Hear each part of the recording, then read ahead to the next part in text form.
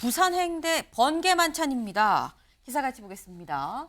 네, 같이 보겠습니다. 윤 대통령 힘든 상황은 내 업보 돌 던져도 맞고 가겠다.입니다. 아까 저희 일면에서 같이 살짝 봤죠. 윤 대통령 어제 부산을 찾았습니다. 근데 얼마 전에 재보궐선거 때 구청장 승리를 한 금정에 있는 범어사를 방문을 했는데 여기에서 윤 대통령이 이렇게 얘기를 했다라는 거예요. 같이 보실까요?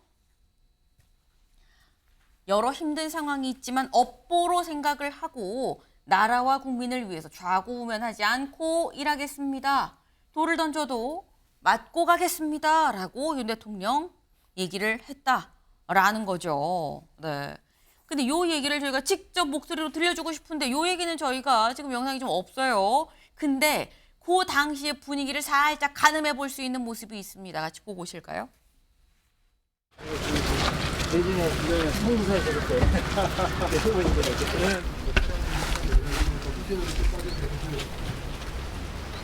오래전에 20한 몇 년 전에 부산에 근무도 했고 그래서 떠나고 나서도 이 금정산 그때 돼가지고 또 많이 고단하시고 그럴 텐데 그 뭐 이렇게 또 먼 길 오셔서 또 저희 범어사 이렇게 방문해 주셔서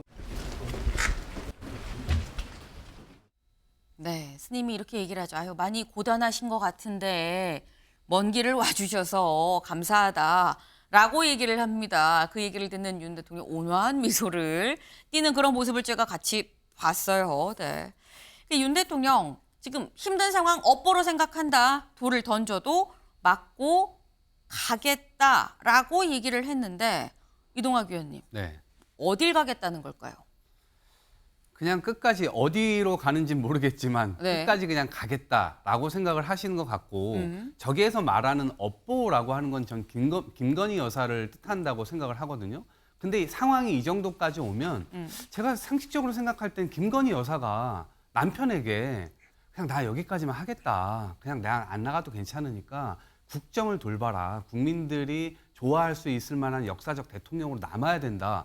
내가 더 이상 역할을 안 하는 게 남편을 도와주는 거 아니겠냐라고 간곡하게 얘기를 해서 이렇게 해결을 할 법도 한데 지금 그런 상황이 아닌 거예요. 오히려 윤석열 대통령 지금 워딩 나오는 걸 보면 여사랑 참모들이 소통할 수도 있는 거 아니냐 이런 얘기가 나옵니다. 아니 이런 상황에서도 굳이 그렇게까지 해야 되겠습니까? 지금까지 보여줬던 모습 뭡니까?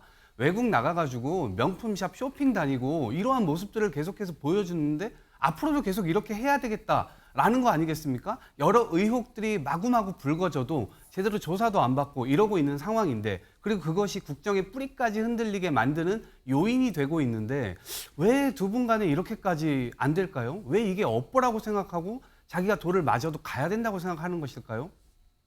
처음에 대통령이 된 것도 결국엔 국민들의 어떤 민심을 받고 그 국민들의 난제들을 해결해 나가기 위해서 대통령이 된 것 아닙니까? 근데 그 목적은 지금 온데간데 없고 오로지 김건희 여사가 어떻게 하면 국정에 참여하게 만들어서 그거를 가지고 활동하게 할 수 있을까? 지금 이걸 고민하는 것 같아요. 그래서 저는 이 대통령의 문제인식 자체가 어디로 가는지 모르지만 정말 끝은 안 좋을 거다. 김여사로 시작해서 김여사로 결국 이 말로가 안 좋아질 것 같다라는 생각이 듭니다. 네, 지금 약간 말씀 중에 뭐 해외에서 뭐 명품샵을 말씀을 하셨는데 그거 이제 그런 의혹이 있었는데 거기에 대해서 대통령실 얘기는 쇼핑을 한 건 아니다라고 입장을 또 그 당시에 또 내놓은 바가 있습니다. 그 부분을 좀 명확히 좀 짚고 넘어가도록 하겠습니다. 네.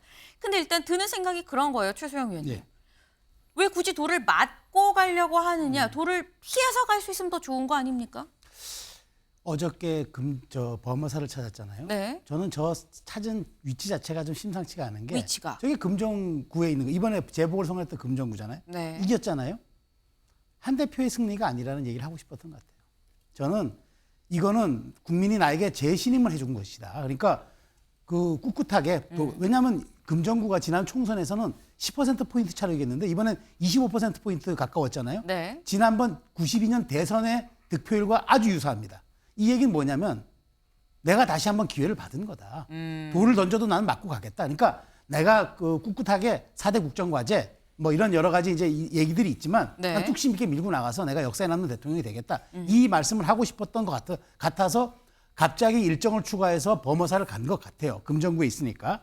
자, 근데 이걸 과연 그러면은 국민들이 아 그래 종교와도 소통하고 민심과도 소통하고 앞으로 남은 하반기 국정과제, 임기 후반의 국정과제에 대해서 의지를 피력했구나라고 생각하겠습니까? 아니면 대통령이 아직도 민심을 제대로 오독하고 있는 것 아닌가라고 생각하겠습니까?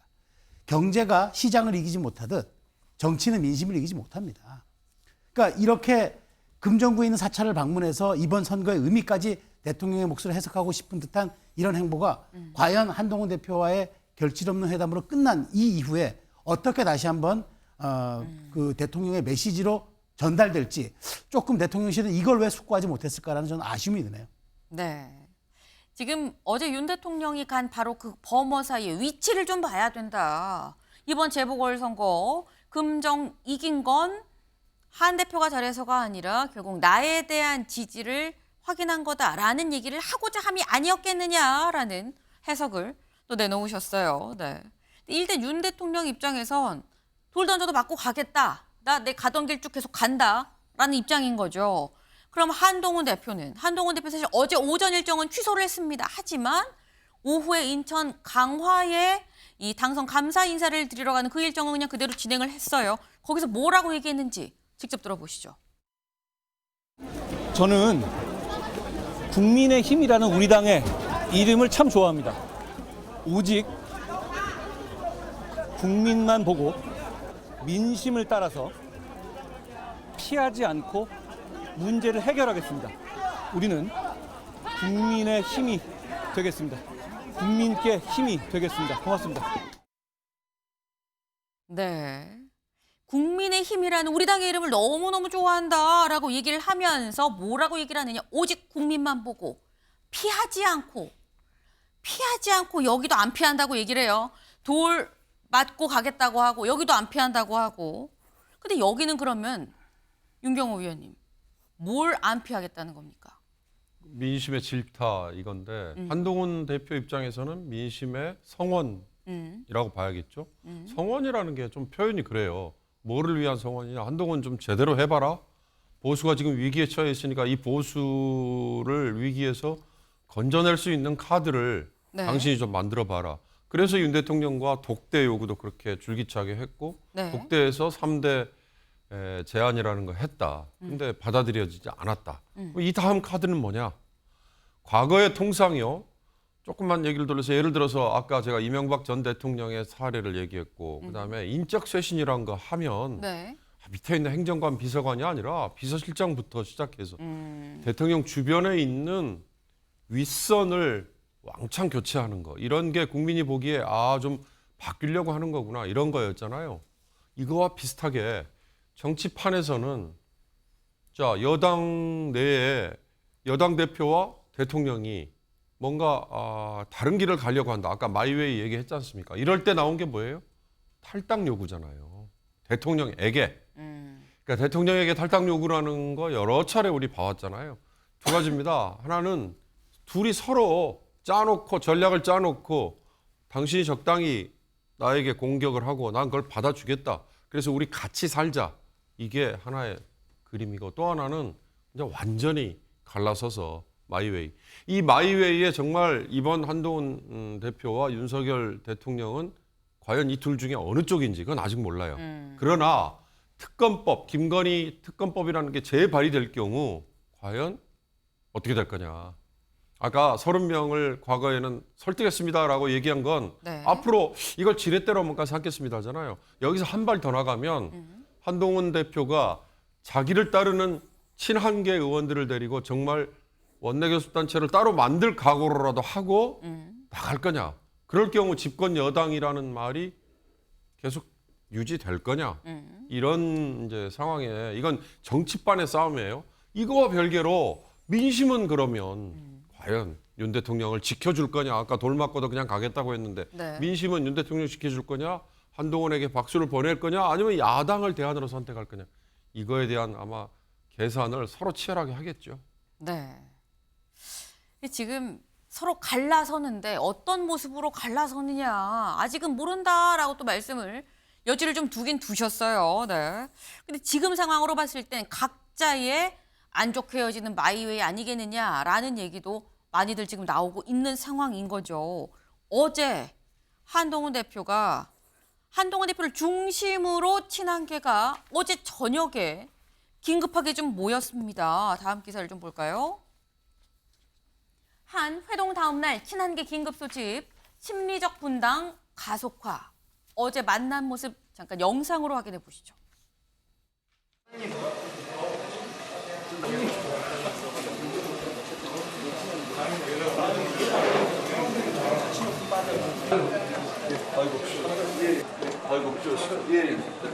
영업 안 방해 안 돼.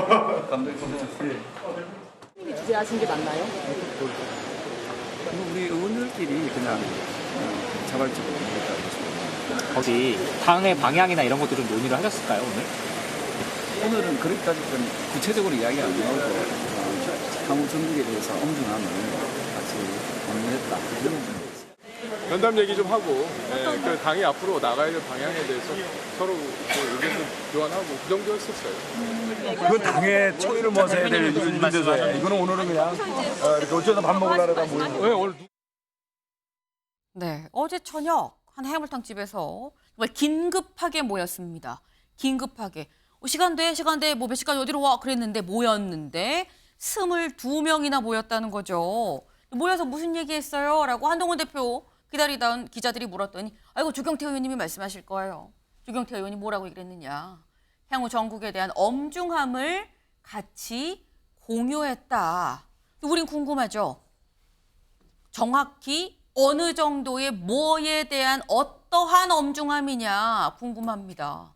그래서 저희가 어제 이 만찬에 참석했던 김종혁 최고위원한테 직접 물어봤습니다. 들어보고 오실까요? 이게 의원 한 분이 네.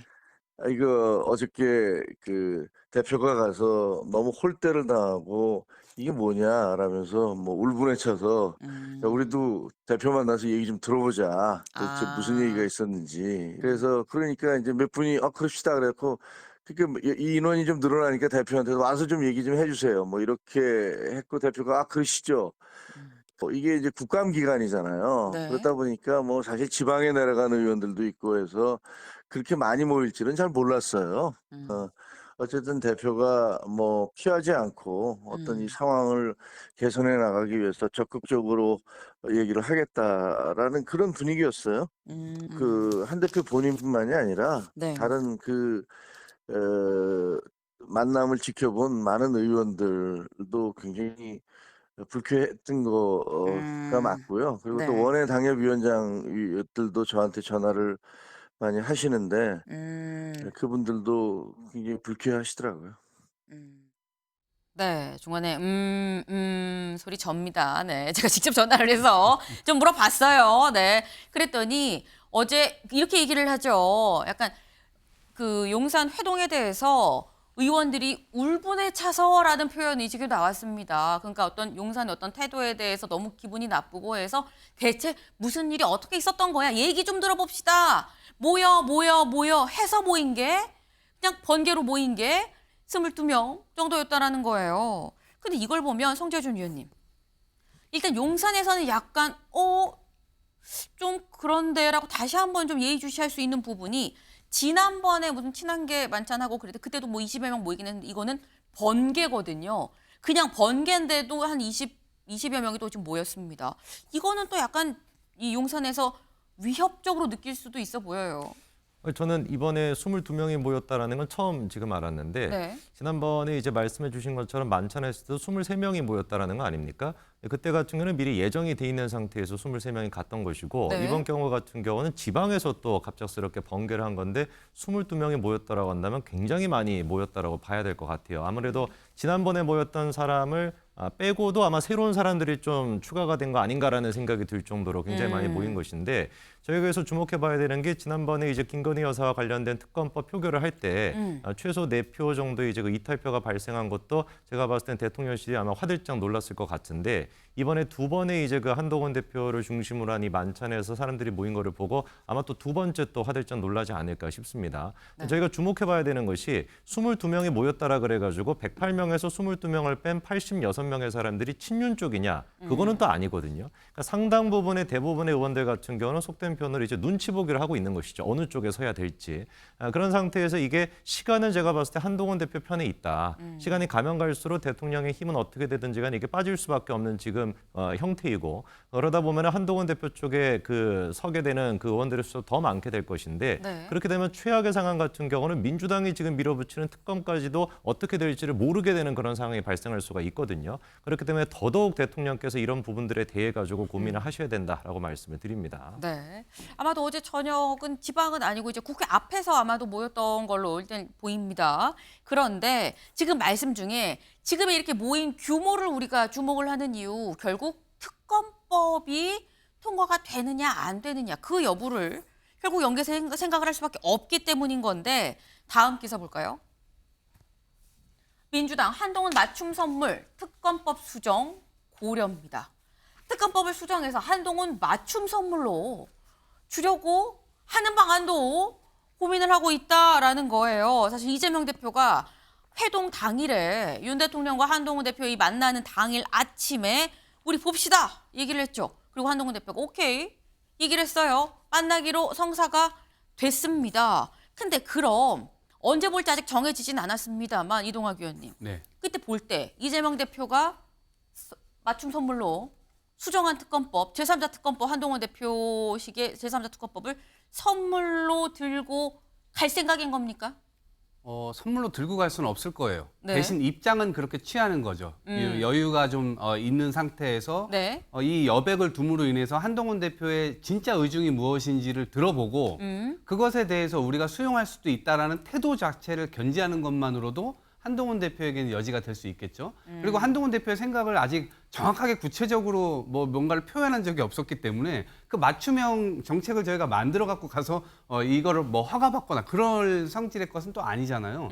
그래서 이번에 이제 만나기로 한 김에 네. 결국 그런 정도의 어떤 여백을 남겨두면서 결국 한동훈 대표가 지금 원하고 있는 게 예를 들면 지금 김건희 여사 특검법 관련해서도 뭐 제3자 관련돼서 얘기하는 것들도 있지만 네. 그 법과 별개로 지금 금투세 관련해서도 그렇고 이 폐지 뭐 이런 걸 얘기하고 있잖아요. 그러니까 그런 것도 결국 민주당에서는 어느 정도의 컨센서스가 이루어져 가고 있는 만큼 그런 것들을 하나의 어떤 패키지로 같이 이야기해 볼 수 있는 것 아니냐 이런 것이고 결국 한동훈 대표는 제가 볼 때 지금 본인이 코너에 몰린 상황이거든요. 민심을 등에 업고 있으면서도 결국 대통령에 의해서 코너에 몰린 이상한 상황이란 말이에요. 이것을 결국 어떻게 뚫고 나갈 거냐. 그러면 야당의 카드를 정확하게 본인이 활용을 해야 된다라고 생각해요. 그러니까 본인이 당연히 뭐 20-30명 정도를 모을 수 있다라고 얘기를 했으면 사실 그걸 가지고 야당에 193석이 있잖아요. 그걸 같이 활용하게 되면 한동훈 대표의 어떤 이 힘은 극대화시킬 수가 있는 것이거든요.